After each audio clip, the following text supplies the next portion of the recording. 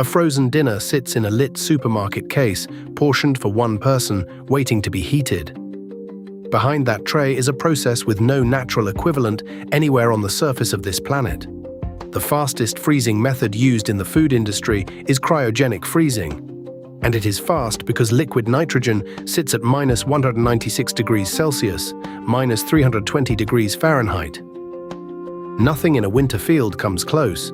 And here is the stranger part. The working definition of frozen food is not really a statement about temperature. It is a statement about custody. Food kept frozen from the time it is produced until the moment it is defrosted, cooked, or eaten while still frozen. Read that as a preservation fact, and it sounds ordinary. Read it as a shipping instruction, and it becomes the whole story. The original promise was much smaller than distance. Freezing preserves food from the time it is prepared to the time it is eaten. That is the entire proposition, and it is a promise about time, not geography. Long before any industry existed, farmers, fishermen, and trappers held grains and produce through the cold months in unheated buildings. The cold was already there, nobody made it, nobody paid for it, and nobody could move it. What those unheated buildings bought was a season of delay, and that delay was bounded by the weather outside the walls. A trapper in winter had a working freezer. In spring, he had a shed. The physics underneath is narrow, and understanding the limit explains everything that came later. Freezing slows decomposition by turning residual moisture into ice, which inhibits the growth of most bacterial species. Two words in that sentence carry a lot of weight. Slows, not stops. Most, not all. Freezing is a pause button pressed on a biological process, not an erasure of it. That single distinction sets the terms of the entire industry that followed. If cold only pauses spoilage, then the pause can never be interrupted.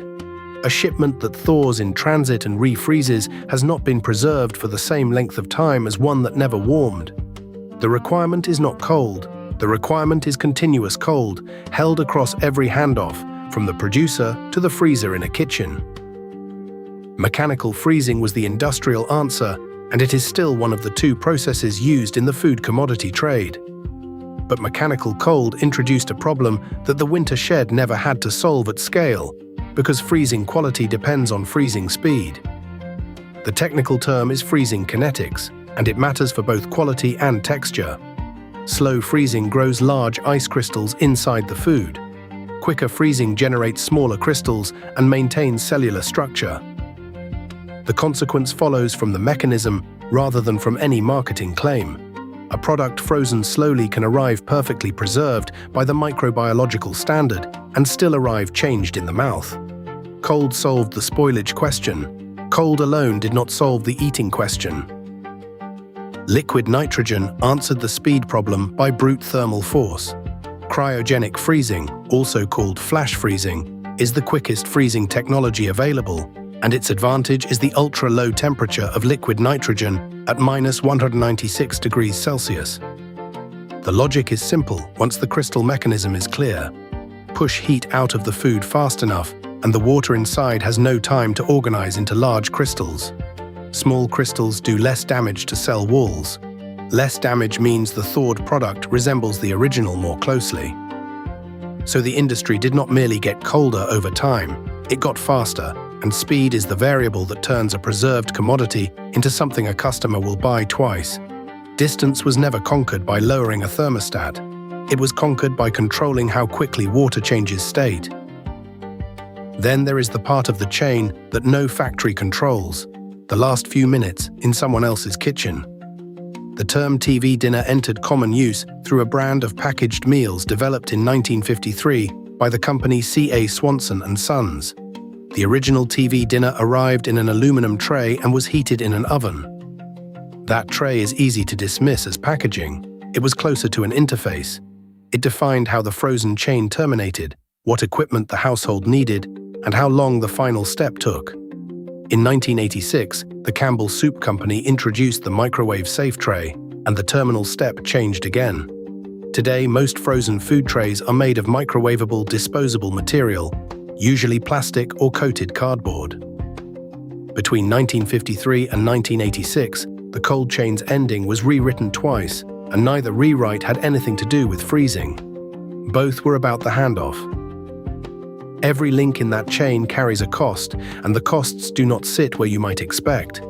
The freezing plant is the visible investment. The invisible one is the obligation never to break custody. A frozen product is only frozen food by definition if it stays frozen the entire way, which means the standard is enforced at the weakest handoff rather than at the strongest facility. The second cost is material. The tray that made the system convenient is designed to be thrown away, which means the convenience of the last step is paid for in single-use plastic or coated board on a scale set by however many meals get sold. And the third cost is quiet. The final freezer in the chain is a domestic appliance in a private kitchen, operating without monitoring, audits, or logs. The industry's continuity requirement ends in a machine nobody inspects. That last link is also where the official guidance turned out to be unsettled. For years, accepted advice to households was to freeze food on the day of purchase. Then in 2012, an initiative by a supermarket group, backed by the United Kingdom's Waste and Resources Action Programme, promoted freezing food as soon as possible up to the product's use by date. The Food Standards Agency was reported as supporting the change, provided the food had been stored correctly up to that point.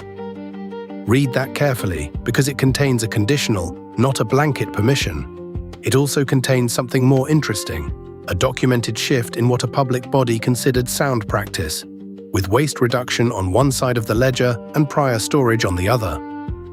The reasoning behind that shift is not something the documented record settles here, and neither are the tonnages, freight routes, or attribution stories that usually get told about industrial freezing. Those belong in a different, better-sourced episode. What is verifiable is the mechanism and the packaging, and both point the same direction. What the system looks like now is a catalogue. Frozen meals are portioned for an individual, stored in a freezer, and heated before serving, and in the United States and Canada, the format usually centers on meat, fish, or pasta, sometimes with vegetables, potatoes, or a dessert. The cuisines span American, Indian, Chinese, and Mexican. The brand landscape is large enough that keeping a list of frozen food brands is its own reference task. In everyday American and Canadian usage, TV dinner no longer names one company's product at all. It names any packaged dish bought frozen in a supermarket and heated at home. A trademarked idea from 1953 became a common noun for a category, which is a reasonable measure of how completely the format won. So the answer to how frozen food conquered distance is not refrigeration. It is three things stacked together. A rule of unbroken custody, which converted a seasonal trick into a transportable standard. Control of freezing speed, which turned preservation into something that still tastes like food when it thaws. And a consumer-facing interface, first an aluminum tray for an oven, then a microwave-safe tray, which let the chain end anywhere a household appliance existed. The trade-off sits at the end of that chain rather than the beginning. The industry engineered the cold, and then handed the final unmonitored link to the customer, along with guidance that in 2012 was still being revised. Distance was never the hard part. Continuity was. Visual reconstructions are illustrative. Facts and interpretations are based on the sources listed in the description.